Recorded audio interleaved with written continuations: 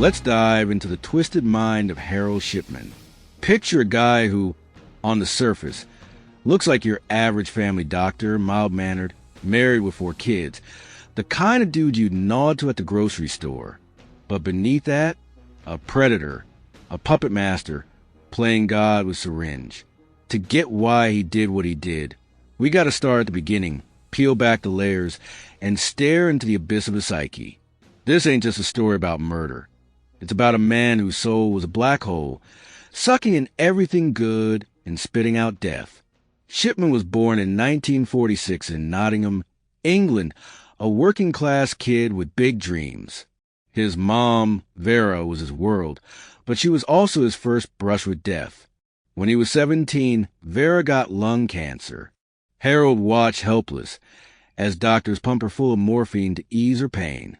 He'd sit by her bed, seeing her slip away, the morphine making her calm, almost peaceful.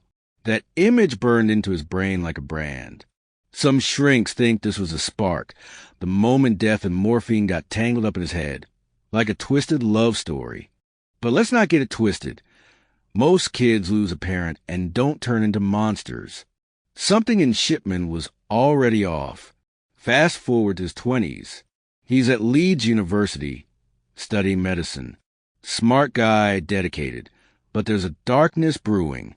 He marries Primrose, has kids, and lands a job as a junior doctor.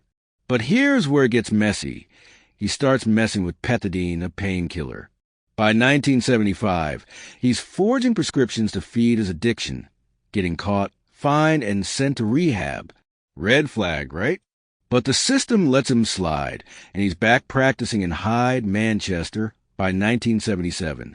This is where the real horror show begins. So why'd he kill? Money? Nah, that's too easy. Shipman wasn't rolling in cash, and most of his victims weren't loaded. Sex? Nope, no evidence of that. The best guess, and this is where psychology gets freaky, is that Shipman had a raging God complex. He got off on the power of life and death. As a doctor, he held the ultimate trump card, trust. His patients, especially elderly women, saw him as a savior.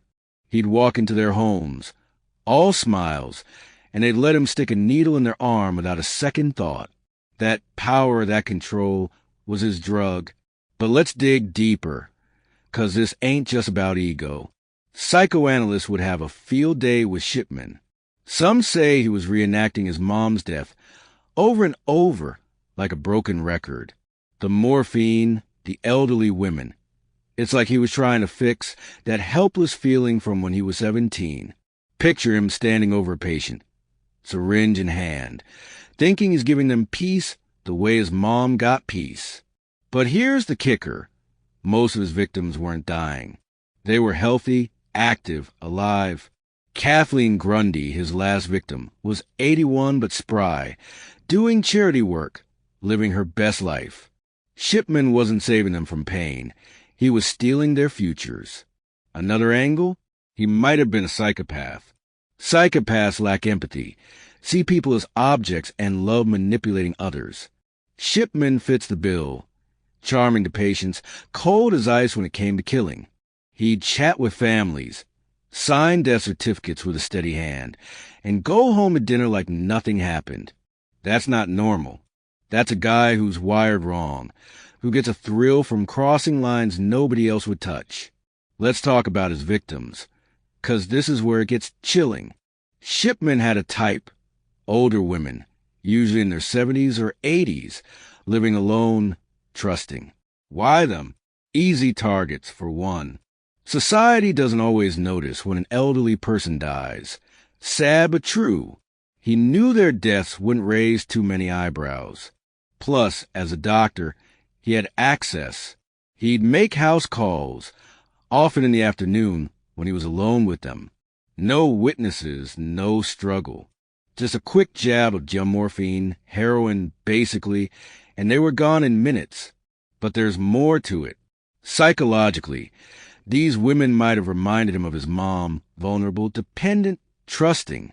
Or maybe he saw them as disposable, like society sometimes does.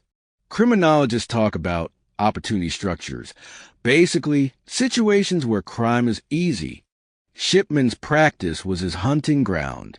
He'd pick women who wouldn't fight back, who'd invite him in with a smile. It's sick, but it's calculated. He wasn't random. He was a predator stalking prey he knew he could take down. Now, the murders themselves. This is where it gets gruesome.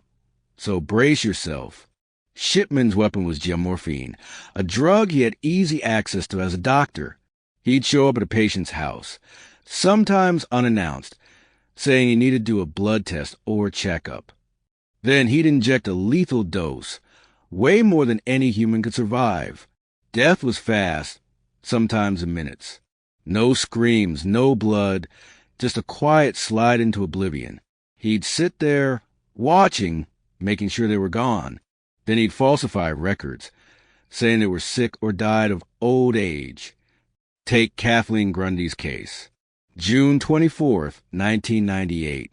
Shipman visits her at home, says he's checking her ears. Instead, he shoots her up with morphine. Hours later, her friends find her dead on her couch, fully dressed, like she just nodded off. Shipman's back at the scene, cool as a cucumber, saying it was a heart attack. He even calls the coroner to help with the paperwork. That's not just bold, that's psychotic. Witnesses later said they noticed something off. A taxi driver, John Shaw, told police he'd drop off elderly women at Shipman's practice, healthy as can be, only to hear they died soon after. Funeral homes started whispering about the body count. Another GP in Hyde raised the alarm in 1998, saying Shipman's death rate was through the roof. But the police? They botched the first investigation, letting him kill 3 more before they got their act together. Here's where it gets weird. Shipman was careful for decades, covering his tracks like a pro. But with Kathleen Grundy, he screwed up big time. He forged her will, a clumsy job on an old typewriter, saying she left him 360,000 pounds. Her daughter, Angela Woodruff, a lawyer, smelled a rat. She pushed for an exhumation, and bam, morphine in Kathleen's body. The house of cards collapsed.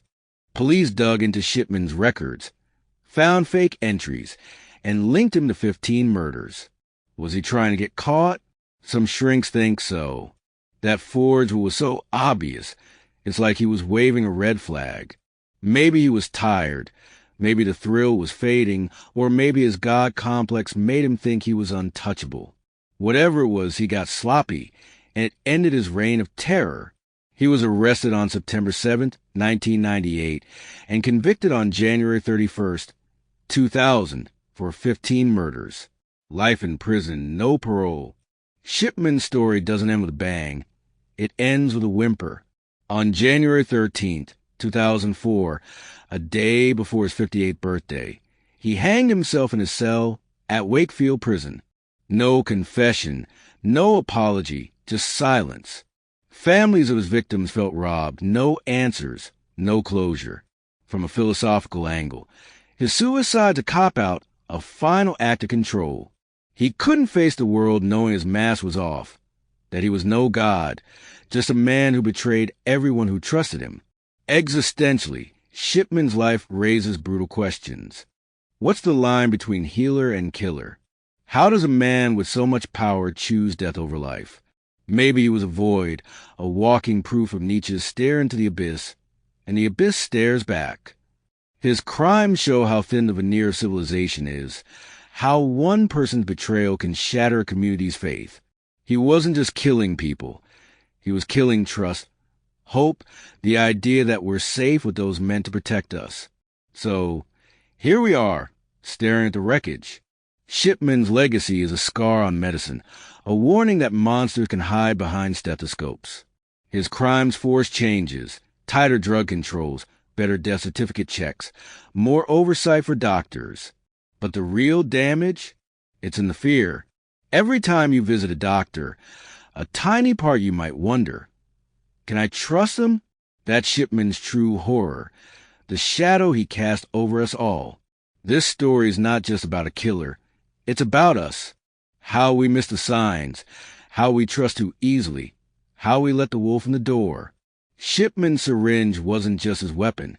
It was a mirror showing us the fragility of our world.